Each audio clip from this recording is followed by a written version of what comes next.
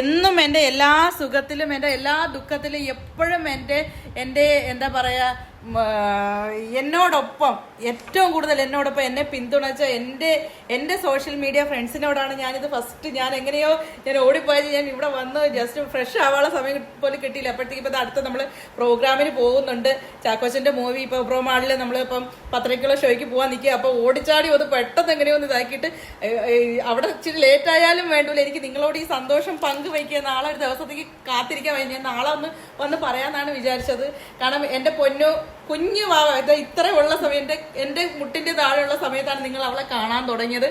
അന്ന് തൊട്ട് എൻ്റെ പൊന്നുവിൻ്റെ ഓരോ സങ്കടങ്ങളിലും വിഷമങ്ങളിലും പ്രാർത്ഥന കൊണ്ടാണെങ്കിലും എനിക്കൊരു പിന്തുണയായിട്ടും നിങ്ങൾ എന്നും എൻ്റെ കൂടെ ഉണ്ടായിരുന്നു, എല്ലാ സമയത്തും ഉണ്ടായിരുന്നു. അതുകൊണ്ട് എൻ്റെ പൊന്നുവിൻ്റെ വിജയം ഞാൻ നിങ്ങളുമായിട്ടാണ് ഫസ്റ്റ് ഞാനിപ്പോൾ ഷെയർ ചെയ്യുന്നത്. പ്രാർത്ഥിച്ച എല്ലാവർക്കും നന്ദി.